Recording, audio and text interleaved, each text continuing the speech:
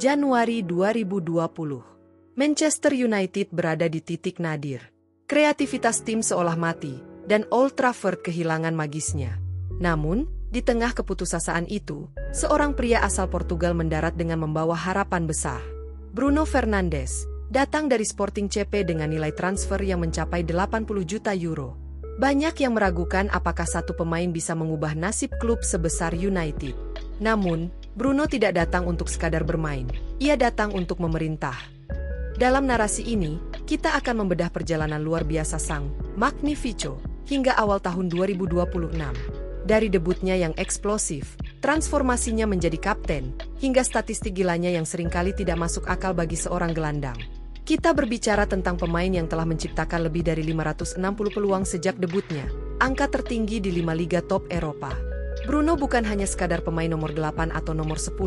Ia adalah jantung, paru-paru, dan jiwa dari Manchester United modern.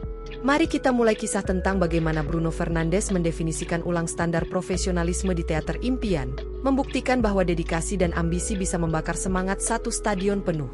Ini adalah kisah Bruno Miguel Borges Fernandes.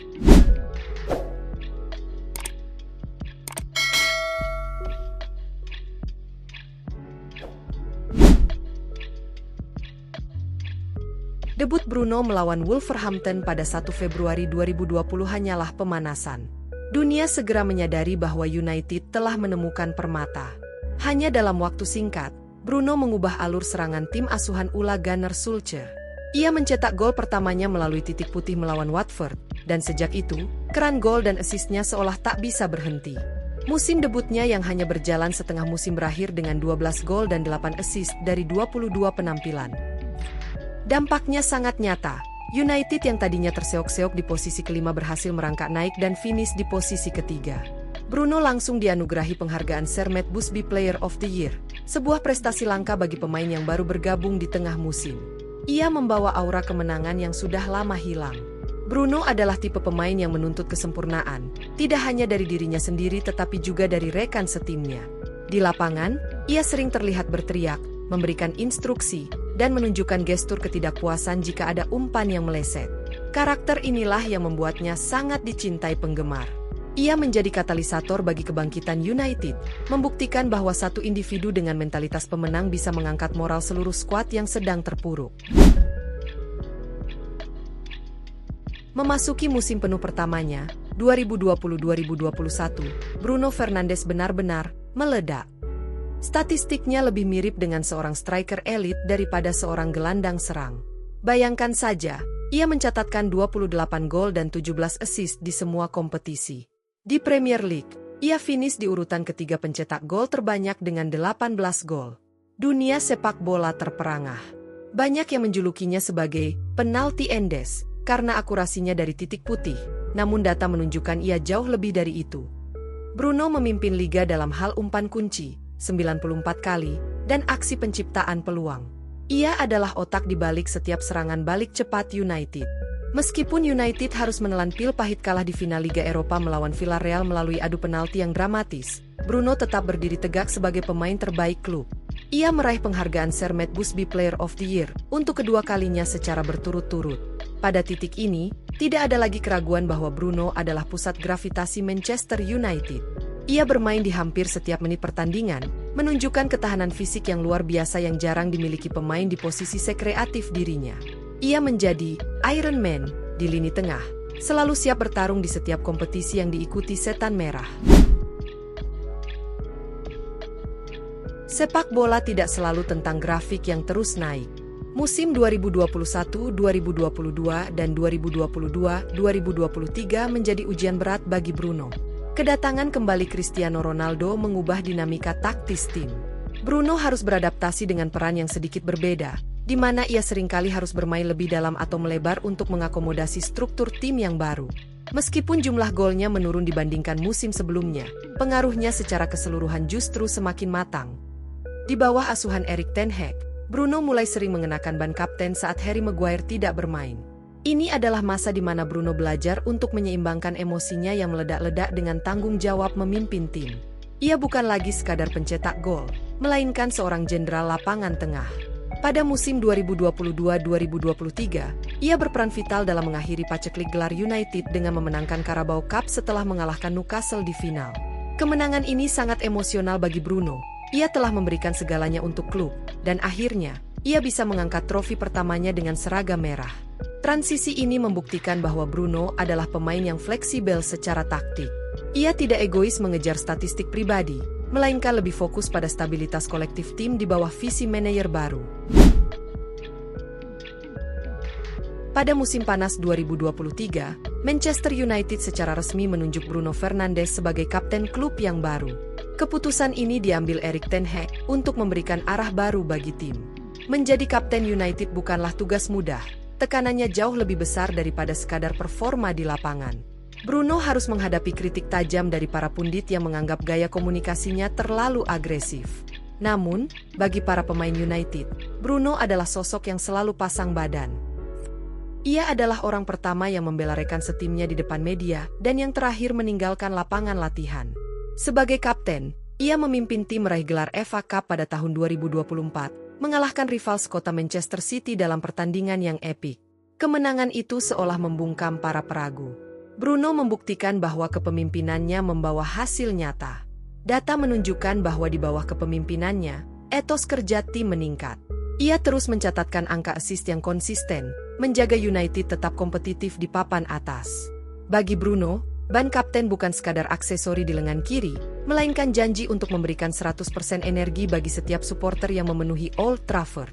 Ia menjadi representasi dari spirit Never Say Die milik Manchester United. Di tengah rumor ketertarikan dari klub-klub kaya di Arab Saudi dan raksasa Eropa lainnya, Bruno Fernandes menegaskan posisinya. Ia mencintai Manchester United. Pada awal 2022, ia telah memperpanjang kontrak hingga 2026, dan dengan performa yang terus stabil, kontraknya pun diamankan lebih lanjut hingga Juni 2027 dengan opsi perpanjangan. Ini adalah bukti komitmen kedua belah pihak. United menyadari bahwa mencari pengganti dengan profil seperti Bruno adalah hal yang mustahil. Direktur sepak bola klub sering menekankan betapa pentingnya profesionalisme Bruno bagi pengembangan pemain muda seperti Kobbie Mainoo dan Alejandro Garnacho. Bruno bukan hanya pemain bintang, ia adalah mentor. Loyalitasnya di era sepak bola modern, di mana pemain sering berpindah klub demi gaji lebih besar, menjadikannya ikon modern di Old Trafford. Bruno sering menyatakan dalam wawancara bahwa mimpinya adalah membawa United kembali menjuarai Premier League. Gaji besarnya dianggap sangat layak mengingat ia hampir tidak pernah absen karena cedera, sebuah fenomena medis yang sering membuat staf pelatih takjub. Ia adalah investasi terbaik yang pernah dilakukan United dalam satu dekade terakhir, memberikan nilai yang jauh melampaui harga transfer aslinya. Musim 2024-2025 menjadi panggung pembuktian Bruno di level kontinental. Meskipun United masih berjuang untuk konsistensi di liga domestik, Bruno bersinar terang di kompetisi Eropa. Ia kembali menjadi top skor Liga Eropa untuk kedua kalinya dalam karirnya dengan koleksi 7 gol. Kreativitasnya tidak terbendung. United mencapai final Liga Eropa pada tahun 2025, meskipun akhirnya harus puas menjadi runner-up. Performa Bruno sepanjang musim tersebut menunjukkan bahwa usianya yang menginjak 30 tahun tidak melambatkan permainannya. Justru, Bruno tampak semakin cerdas dalam memosisikan diri. Ia mulai sering beroperasi di area half space, mengirimkan umpan-umpan terobosan mematikan yang menjadi mimpi buruk bagi pertahanan lawan. Statistik menunjukkan ia melakukan lebih dari 20 umpan terobosan sukses sepanjang musim tersebut. Di level tim nasional, Bruno juga memenangkan UEFA Nations League 2025 bersama Portugal, mempertegas statusnya sebagai salah satu gelandang terbaik dunia saat ini. Pengaruhnya menjangkau lebih dari sekadar statistik gol. Ia mengatur ritme permainan, menentukan kapan harus menekan, dan kapan harus menunda serangan. Di akhir musim 2024-2025, Bruno tercatat telah mengoleksi total 83 gol dan 75 assist selama berseragam setan merah, sebuah angka yang menempatkannya di jajaran elit legenda klub. Kita sampai pada data terbaru di pertengahan musim 2025-2026. Hingga Januari 2026, Bruno Fernandes masih memegang tongkat estafet sebagai raja kreativitas di Inggris. Dari 19 pertandingan Premier League yang sudah dijalani, Bruno telah membukukan 9 assist, menjadikannya pemuncak daftar assist sementara di Liga, mengungguli pemain-pemain muda seperti Ryan Cherki dari Manchester City. Meskipun ia sempat mengalami cedera paha ringan pada akhir Desember 2025 yang membuatnya absen di 2 laga melawan Newcastle dan Wolves, ia segera kembali dengan performa luar biasa. Pada pertandingan besar melawan Manchester City pada 17 Januari 2026, Bruno memberikan 1 assist krusial untuk membantu United menang 2-0. Rating rata-ratanya di berbagai platform statistik seperti SofaScore tetap berada di angka 8.1, sebuah konsistensi yang menakutkan. Di usia 31 tahun, Bruno tetap memiliki mobilitas tinggi, mencatatkan jarak lari rata-rata 11,5 km per pertandingan. Ia bukan hanya si pengumpan, tetapi juga pemain yang aktif membantu pertahanan dengan rata-rata 2 tackle sukses per laga. Manchester United saat ini sangat bergantung pada visi permainannya untuk menembus pertahanan lawan yang parkir bus. Tanpa Bruno, alur serangan United seringkali tampak buntu dan kurang imajinasi. Seiring bertambahnya usia dan perubahan gaya main Manchester United di bawah manajer baru pada tahun 2026, kita melihat evolusi peran Bruno. Jika dulu ia sangat identik dengan posisi tepat di belakang striker, kini Bruno lebih sering terlihat menjemput bola dari lini pertahanan. Ia bertransformasi menjadi seorang deep-lying playmaker yang mampu mendikte permainan dari area yang lebih dalam. Hal ini dilakukan untuk memanfaatkan jangkauan umpan panjangnya yang sangat akurat. Data statistik Januari 2026 menunjukkan akurasi umpan panjang Bruno meningkat menjadi 59,3%, angka tertinggi sepanjang karirnya di Inggris. Dengan adanya pemain muda energik seperti Kobbie Mainoo di sampingnya, Bruno memiliki kebebasan untuk mengatur orkestra serangan United. Perubahan peran ini juga membantu mengurangi risiko cedera otot karena ia tidak lagi harus terus-menerus melakukan sprint ke dalam kotak penalti. Namun, insting golnya tetap tajam. Ia masih sering mencetak gol dari tendangan luar kotak penalti atau melalui situasi bola mati. Evolusi ini sangat mirip dengan bagaimana legenda seperti Paul Scholes atau Andrea Pirlo beradaptasi di masa senja karir mereka. Bruno menunjukkan kecerdasan taktis yang luar biasa, membuktikan bahwa ia bisa tetap relevan meskipun dinamika sepak bola terus berubah dengan intensitas yang semakin tinggi. Apa yang akan kita ingat dari Bruno Fernandes saat ia akhirnya memutuskan untuk gantung sepatu nanti? Di Manchester United, ia bukan hanya pemain dengan statistik mentereng. Ia adalah sosok yang mengembalikan harga diri klub. Sejak bergabung pada 2020 hingga awal 2026, Bruno telah memecahkan berbagai rekor individu. Ia adalah gelandang dengan keterlibatan gol terbanyak dalam sejarah Premier League untuk United dalam kurun waktu 5 tahun pertama. Namun lebih dari itu, warisannya adalah tentang mentalitas. Bruno adalah antitesis dari pemain modern yang hanya peduli pada citra sosial media. Di lapangan, wajahnya sering tampak tegang, penuh emosi, dan terkadang menyebalkan bagi lawan. Tetapi itulah yang dibutuhkan United. Ia memberikan segalanya. Penggemar akan selalu mengenang bagaimana ia melakukan selebrasi menutup telinga, sebuah pesan untuk membungkam kritik. Dengan raihan gelar FA Cup, Carabao Cup, dan 2 trofi Nations League bersama Portugal, Bruno telah mengukir namanya di buku sejarah sepak bola. Ia diakui oleh rekan sejawat dan lawan sebagai salah satu pemain paling sulit untuk dijaga. Di Old Trafford, namanya dinyanyikan dengan lantang. Bruno, Bruno, Bruno, he comes from sporting like Cristiano. Sebuah penghormatan tertinggi bagi pemain yang telah memberikan jiwanya untuk logo di dada. Kisah Bruno Fernandes di Manchester United belum berakhir. Dengan kontrak yang masih tersisa hingga 2027 dan kondisi fisik yang prima di awal 2026 ini, sang kapten masih punya banyak misi yang belum tuntas. Ambisi terbesarnya tetap sama, mengangkat trofi Premier League di balkon Old Trafford.